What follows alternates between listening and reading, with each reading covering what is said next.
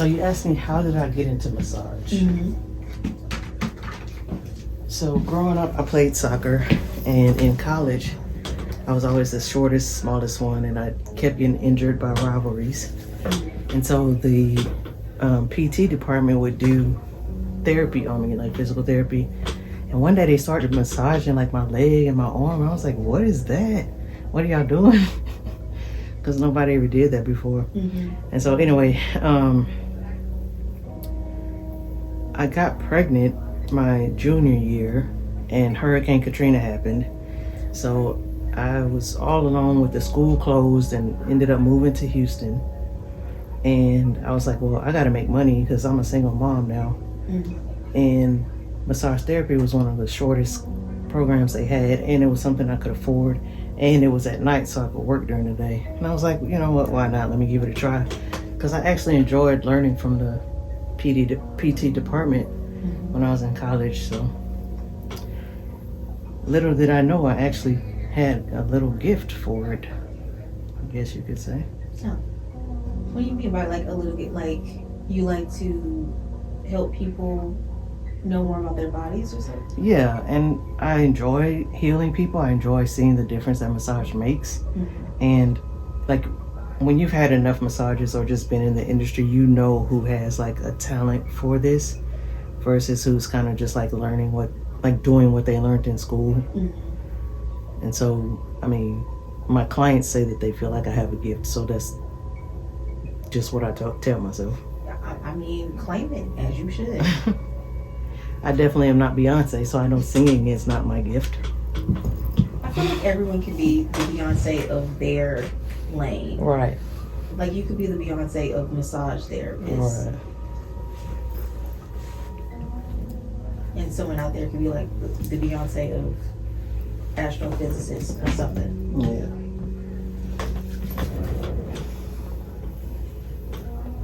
But like when you were starting out, did you practice on yourself or like how did you? Yeah, so I still worked out even after I had my babies. I would go to the gym and stuff and just kind of learn stuff online to kind of like massage myself and not be in so much pain. And as I learned things in school, like I really feel like I got good by being in pain myself and having to use my own techniques on myself. I feel like that's where a lot of people go wrong, because like, you know, you have like a pain in like your shoulder or something, and so like you look up like a massage technique and it'll tell you use your knuckles and like dig in. You're trying with whatever lotion or oils you have from your bath routine, and it's just not. Most likely with me, I make it worse. I'm like, all right. Yeah, I mean, and even like me, there's some areas I can't get to or work very well. Mm-hmm. When I use cupping or hot stones on myself, it'll help me not have to work so hard. Plus, my fingers are tired after work too, and it's like, but that's why I love fascia work, because oh my God, it's so much less work with so much more of a reward when you do it right. Like when I work on my abdomen, that's why I made that video the other day, because I was working on my abs that night and it was releasing stuff in my back. And I was like, I need to tell people about this. I like your videos. They are all like very informative. And like, I will try and see if I can try and mimic some of the things. Mm-hmm. So I was so excited to come today, because I was like, oh, she's going to teach us. I'm going to be able to annoy my roommate with what I learned. Well, I am starting a community online so I can share some techniques like partner massage techniques. So like y'all can massage each other, whether it's you and your roommate or you and your lover or whatever. Mm-hmm. Like you can do things to help each other not be so stressed in between your massage sessions. What is the thing that you think a lot of your clients do after the session that's wrong and then right? Wrong is working out the next day or cutting the grass or going for a run instead of sitting still and letting your body continue the healing process. I am guilty of that. I will go right back to the gym.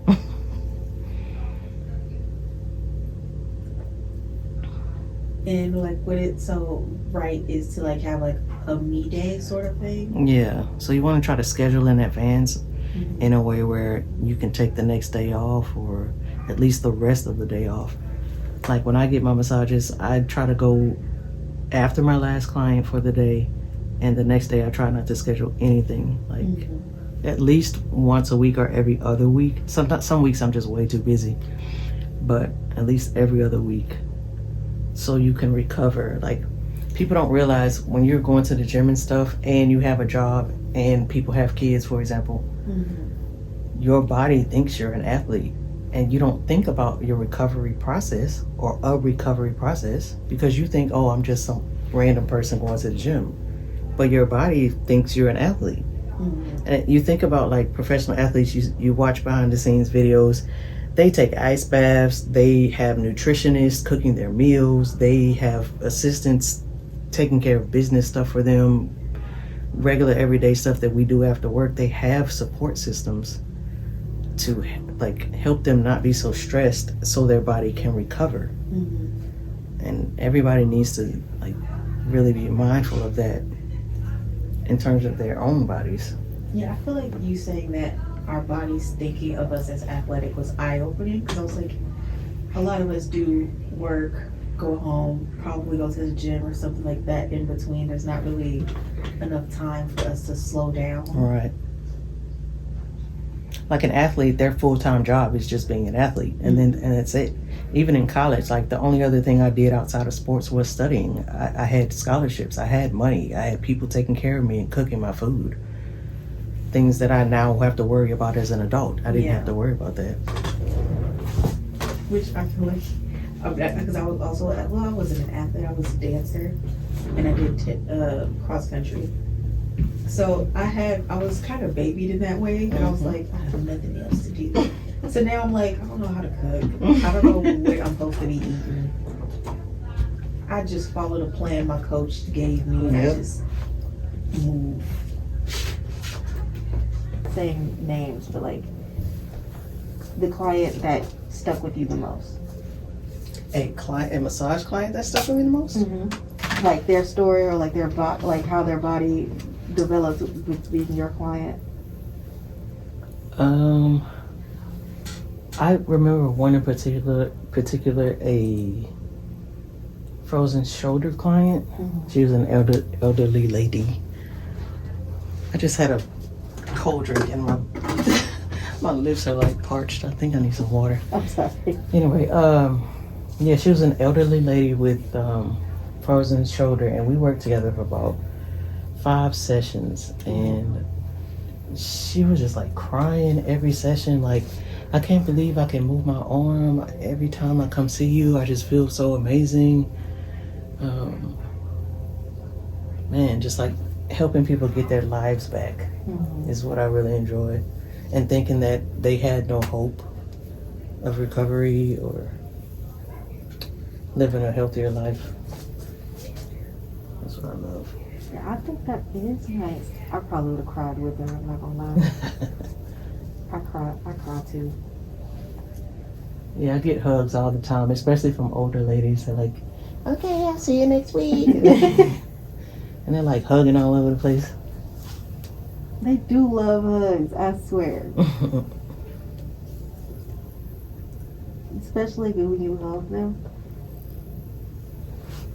Yeah, and especially adding the somatic work that I do now, they always need a hug. Because like in therapy, when you go to traditional therapy, your therapist can't hug you. You know, like, and I understand they have their reasons for that, but it's like, are we human or no? Oh, well, sometimes they can, because I know my therapist did. Like, after a hard session, they were like, I don't feel comfortable with you walking out. Yeah, triggered and no support. Yeah, that's the biggest thing, not having support after you've committed to working through things and you have no one at home. You have like an hour out of your week feeling supported, and then the rest of the time, what? You're just kind of by yourself. Yeah.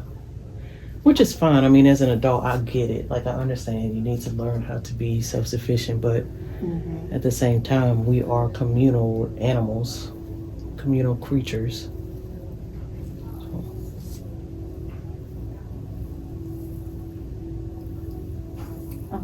So, like, I have a question. I have multiple questions. Sorry. So, can you tell, like, what's going on in someone's body? Like, could you tell, like, some people say that they can detect illnesses or, like, pregnancies before the client even knows. Is that possible, or? For some people, yeah. And for some clients, yeah. Like, as a massage therapist, that's outside of my scope of practice to be like trying to guess, are you pregnant, or like try to give you a energy reading, like are your channels blocked. Like that's more like Chinese medicine, and so people specialize in those things. I can tell, for example, your tension releasing, and that is the most important thing, I believe, for a therapist to develop. That sense of, am I making a difference in this tissue right now, or am I just rubbing? And I feel like that's like all the massages that I get is like it's just rubbing. And I'm like, that's fine, and I like it, but it's also just like, eh. And like when therapists don't cultivate that talent, they aren't able to use their tools effectively. So it's like, it's fine for you to do a hot stone massage, but are you feeling the heat make a difference? Are you feeling how it helps you do your job better? If not, you're just someone who learned a technique from a book. And how do you know, like, as someone who's like getting into massages, how do you know how to differentiate between someone who's just using the tools and someone who knows and cares? Like, for example, if they're rubbing too hard somewhere and you're jumping or squirming or clenching up, I need to be aware of that. And then I can take a second and say, hey, go ahead and take a deep breath. Or is that pressure okay? Like, not be just continuing to work, like me being aware of how you're responding to the treatment I'm giving you. And then you mentioned somatic massage. Can you explain that one more to me? Because I heard about it like through your videos, but I was more hoping you would go in depth about it. So somatic therapy is a type of therapy. Like, you can refer to talk therapy as psychology, and somatic therapy is just another branch of that. So the word somatic, what you're taught is that the word somatic means body. So in traditional therapy, your therapist is talking to you, trying to figure out what's going on in your head that's holding you back or making you feel like relive traumatic situations. Why can't you function in life because of the things that have happened to you? And how is it affecting you mentally, right? So your mental health. When we get into somatics, we talk about, well, how is that manifesting in your body? So is it causing illness? Is it causing your chest to tighten up and so you can't breathe well? Maybe you're not sleeping well at night. Maybe you're feeling disassociated from life. So if you've never felt that, you wouldn't even know what that means to be disassociated. And so somatic therapy has different, it's taught by different people who have different modalities, different techniques in terms of breathing or reconnecting with your body through like meditation or talking to a therapist. But the goal is to help you, yes, talk through what you've been through, but get you to a place where you feel comfortable breathing through what you're going through or breathing through what you're feeling, experiencing what you're feeling in a way where it doesn't destroy your life, and you're not freaking out every time something uncomfortable happens in life. So yes, it's another way to kind of work through your trauma and kind of let it go or get over it, however you want to say it. But it's also forward thinking. So like, what if something traumatic happens again? Am I the type of person who can handle it? That's what the exercises are really for. and I'm really generalizing here and being very simple. It's very complex, but like that's just the basics of it. If I had to like summarize, and so like what I do is somatic massage, you could say. But anybody can put the word somatic in front of their therapy. You know what I mean? So, like, I call it what I do somatic massage. I have somatic massage sessions. You okay? Yeah. Why you moving on like that? I don't know. Is it painful? Mm-mm. Take a deep breath. So I call what I do somatic massage, and not a lot of people can do that because they just don't know what it is. They haven't even heard of it, right? Unless they've dived into trauma therapy. And not every somatic therapist is a trauma-informed therapist. So anyway, I was saying I incorporate some somatic practices into my massage for clients who ask for that, because talk therapy is not working for them. And so, like you said earlier, how you would leave some sessions and need a hug from your therapist because you were so triggered. Well, think about, just imagine yourself having a talk therapy session, and instead of leaving triggered, you actually leave relaxed. That's the point of me incorporating it with my massage.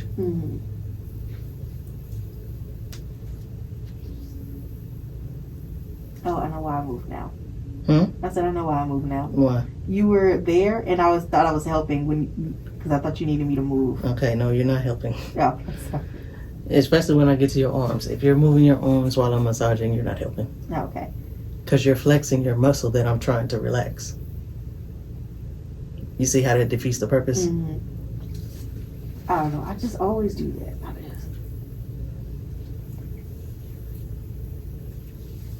Was that the cupping cup uncomfortable? Okay. Everything was very comfortable. You're doing it again. So, I don't know how to have you had a deep tissue massage before? No. Okay. Has a massage ever been painful? A little, yeah. Yeah, because typically when I do this stroke, for example, and I come up here, bring my arms around, typically people who have had traumatic massage experiences, they do that because they're bracing. They're trying to brace for the pain. And so I have to come in and over a couple of sessions kind of retrain your mind and body, your nervous system to be okay. Like to not brace yourself because you're afraid I'm going to hurt you. I think it's just me overcompensating because I do that a lot where I try to be helpful. Yeah. And then people are like, you're not helping me, you're actually hindering. And I'm like, okay, my bad. And then I'll try to not do it, and now I'm fighting my own instincts, and so me and my body are fighting. And we're talking too. Normally you would have been asleep by now.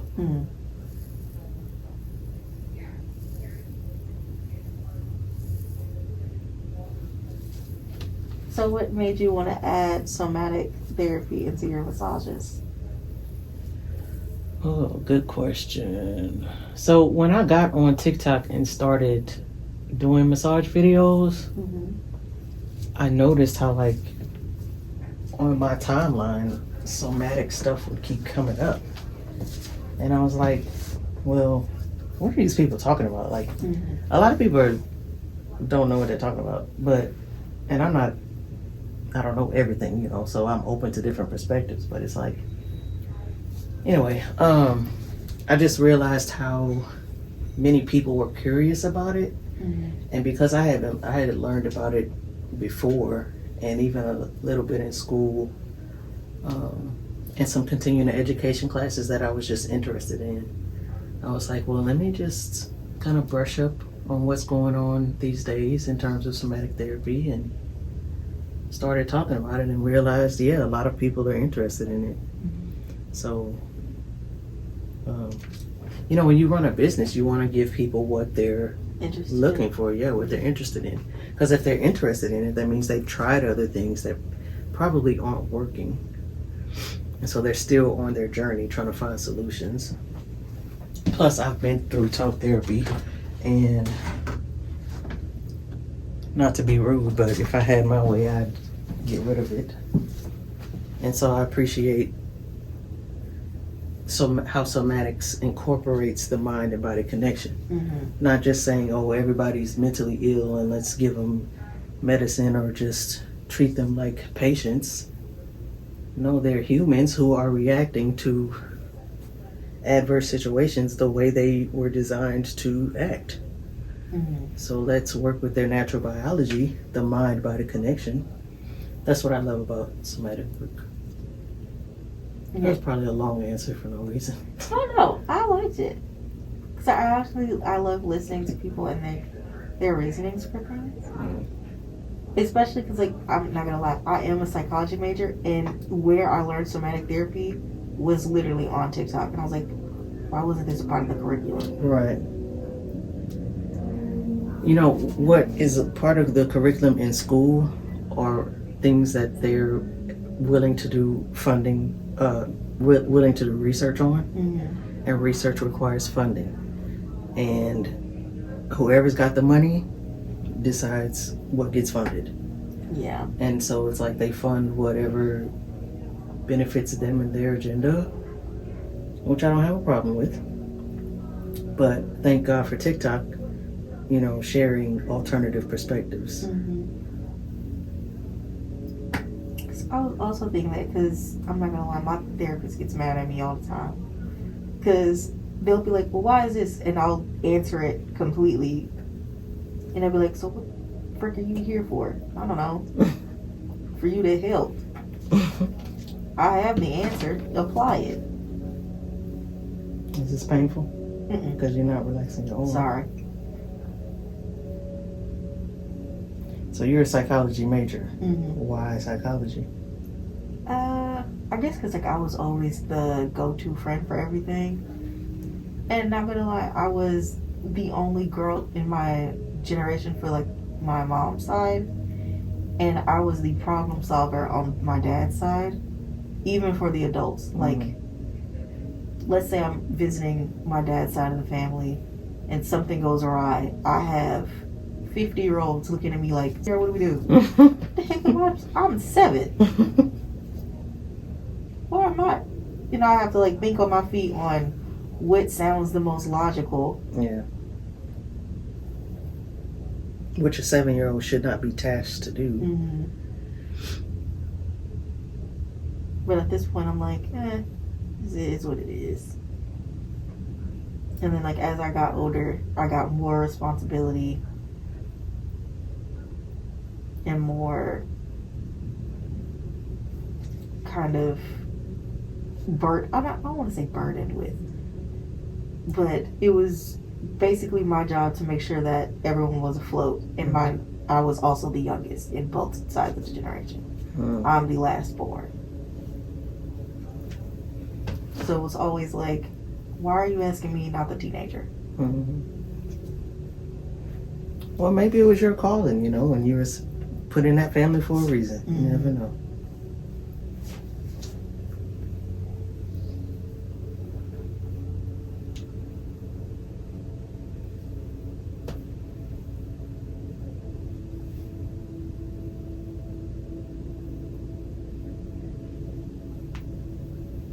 So, like, that translates, like, my friend groups, and that's how I was like, you know what, be a therapist.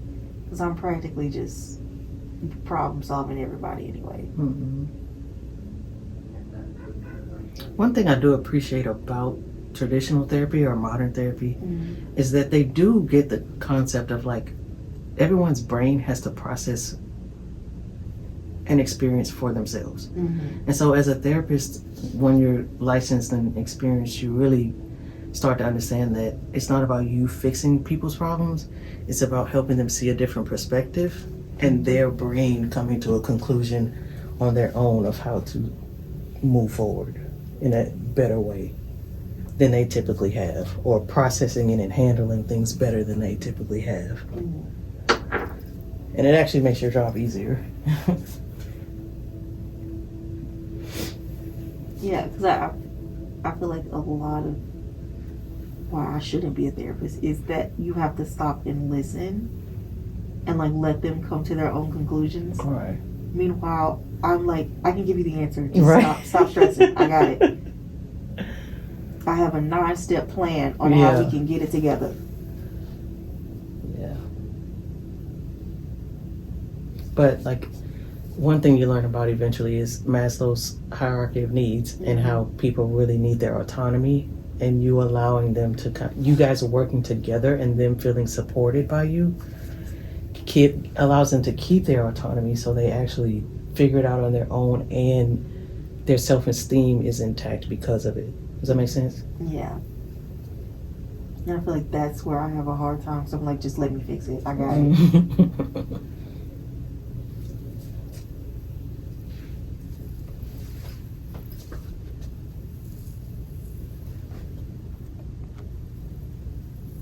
So like, what do you want people who are like coming to you for the first time to like think and like do when they come in? What I really hope people just come to accept is that, yes, some things you need to heal may take time. But at the end of the day, it's about what you believe. If you believe everything takes years and decades to heal and you're always on a healing journey, then guess what? You'll always be on a healing journey, making some therapist somewhere and some drug doctor somewhere rich. Because they'll feed you pills and whatever diagnosis and labels you want, they'll feed it to you to the end of time. You have to decide that you want to build a dream life for yourself, and it will never be perfect, but you can enjoy it. And it's about your perspective. In terms of massage, I wish people wouldn't rush. Like, I'm not saying you can't feel better after one session. When you found the right therapist for you, you should be consistent, because therapy, like massage therapy, scientifically is proven that once a month it can help you manage your stress and pain. Every time you leave this room, you're going out there and using your body and going to work and studying, and your brain's running 1,000,000 miles an hour. You need to come back in for a tune-up, just like your car needs an oil change. And so People don't take care of their cars, no way. yeah, people don't take care of their cars, and they definitely don't take care of their bodies, so I'm not surprised. So if I had to summarize, the two things are just, yes, be patient with your journey, but also decide that, you know what, enough is enough. I'm just going to accept the things I can't change and spend all my energy and time focusing on building the life I came here to live. So what does like a consult look like with you? Like, do you come in and to be able to talk about like the goals that they want and what you see after sessions? Or yeah, so like when we start the session, before you even get on the table, I want to know, like, when was your last massage? If you go regularly or not. Where you feeling the most tension. Most people are feeling it in their upper back or lower back. Okay, so then I want to know, okay, is it because you're sitting at a desk a lot, or because you started a new workout program? Do you have a new baby and you're bending over? Does your job require you to be physical, type of thing, right? And most people, I want to know your goal. Like, most people's goal is, I just want to relax, but I want to be out of pain. A lot of people feel like they get massages and it's always so hard and rough they can't relax. So they want a little bit of both. Some people come in with injuries, and so I just need to decide, okay, is this something we could fix in one session, or is it going to take a couple sessions, for us to work out over time, type of thing. But yeah, once I kind of have an idea of what's the priority for this session, then we could talk about future sessions. Okay. Priorities for future sessions. So I thought as a massage therapist, you could kind of diagnose like their back health and like how their muscles are, and be able to say, this is probably what's best for you. Yeah, like if someone comes in with tennis elbow, for example, I can say, okay, well, typically when someone comes in with tennis elbow, where I typically find the tension is around the joint, typically a very tight tricep. And so I'm gonna spend most of my time working on that tricep, loosening it up, working on the shoulder a little bit as well. And those two things alone will help the neck relax. So yeah, it's kind of hard for me to teach at this point because I do so much intuitive work, and everybody's different to me. Everybody's body is different to me. But at the same time, it's typically the same general areas that if I release them, everything will release over time. And so, yes, I could teach, okay, do 1, 2, 3 strokes with like this with your fingertips. But it's like, do you feel a difference being made? And if you don't, then switch to another technique. Maybe use your thumbs. Okay, if moving your thumbs up and down aren't working, let's try some cross fiber friction. Maybe that'll work, right? When I say intuitive, that's what I mean. Adjusting the style to what you're trying to accomplish on any part of the body. And how long did it take for you to get here? Like, how many years have you been studying? I would say I didn't really feel confident in myself until about year 5. And I was working full time. Around year 8, I was like, okay, I got this. Like, I could really feel the difference, and I could know, like, okay, am I making a difference or not? Am I done with this area or not? Like, some therapists, they'll just keep working in the same area over and over because they can't really feel what's happening. And that takes time. That takes you touching body after body for years and years to really, like, master feeling what's going on. And it's not about diagnosing. It's about, okay, where are we at today? Where's your body at today? Okay, let me confirm. I'll confirm once I start touching you. I'll confirm where your tension is. Because sometimes you may be having upper back tension, but it's because of something in your knee or your foot. Okay, so it's smarter to get a full body massage. Yeah, typically. Like, for example, I had another client, I did a full body on her the first time. We did 90 minutes just to do like a whole fascia reset. But she was having shoulder issues. So on her next couple sessions, because she would come see me weekly, so on her next weekly sessions, we just did upper body. And then maybe like that 5th session was another full body reset. And I know you say you don't want people to think that it's going to be fixed in one session. About how many sessions do you think it would take the average person who's going through everyday life to be able to notice a difference in themselves? Okay, so let's define average everyday person. Someone who's at a normal body weight, who doesn't have connective tissue issues or blood circulation issues, because all those things make a difference. So to answer the question, and especially if you haven't been getting, like, have you been getting regular massage or not? That tells me how much I'm gonna have to fight with your fascia. So, and how relaxed you can be. So to answer the question, most people, 2 to 3 sessions. Especially if you haven't been in a while, your first session, you're going to feel like, oh my God, that was heaven on earth. Because it's just because you haven't been relaxed in a long time. But other than that, 2 to 3 sessions before you get to a baseline. Because like the magical thing about fascia is, for example, once I release the fascia in your shoulder, you should feel a baseline of relief and relaxation. So the next session you come into, we're just building on top of that previous work. And that's kind of hard for me to explain because we don't have a lot of scientific evidence about it.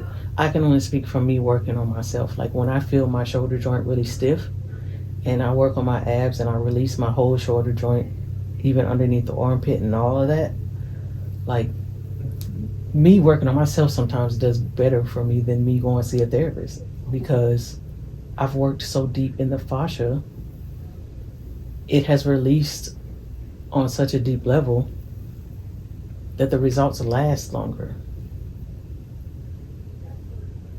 if that makes sense. Like Mhm. somebody doing a deep tissue would just come in and just try to press harder and harder to try to give you pain relief, but your fascia is still going to be tight around the joint.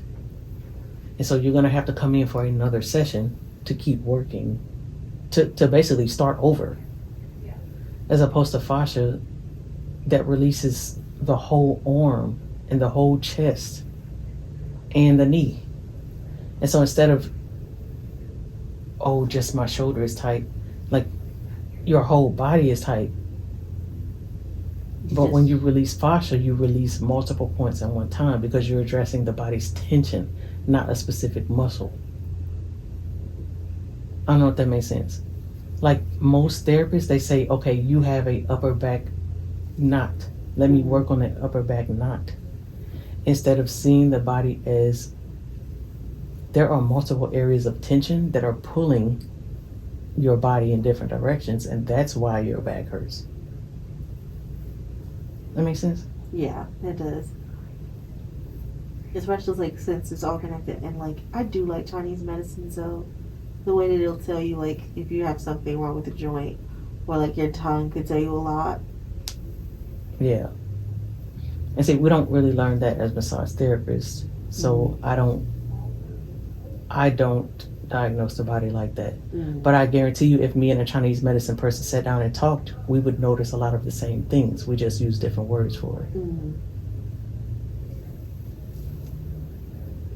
Have you ever thought of doing that? Like interviewing a person who does Chinese medicine? Yeah, I probably will. I've got some collaborations planned, so yeah. I think that would be cool.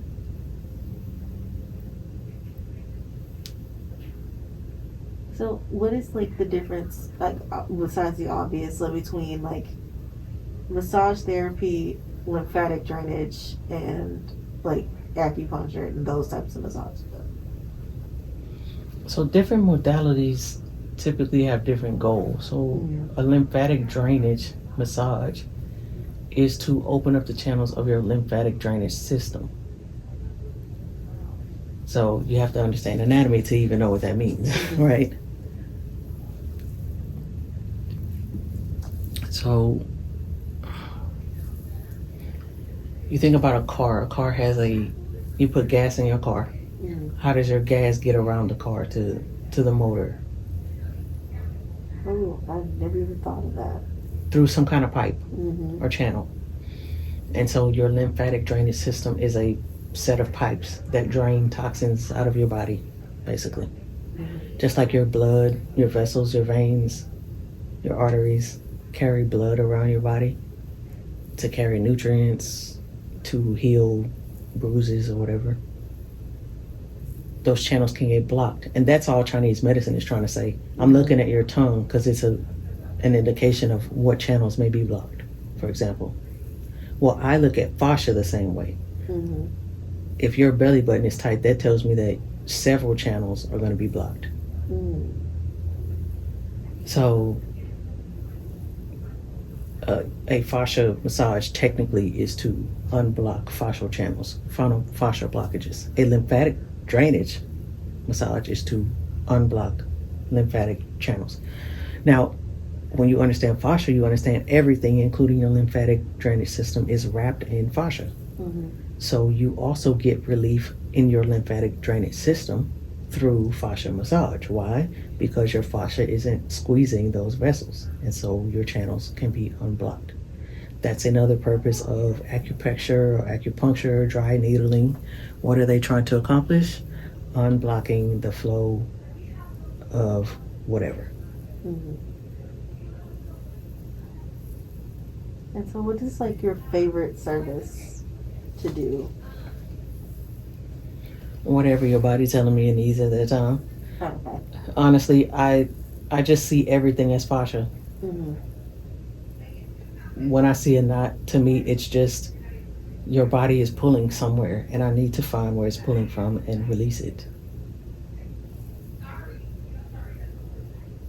So when you feel like a knot or something, can you detect like where it started at, or it's just where it starts and stops where you found it. Not always, and I don't even try to approach it that way. I try to approach it as a unified system that is going to unravel throughout the session as I move around.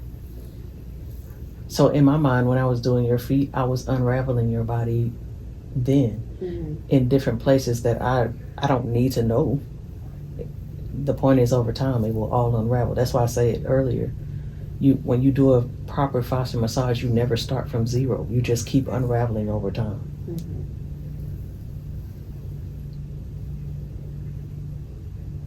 You got a lot of really good questions. Oh, thank you. My battery's about to die. Oh no. Let me see what time it is.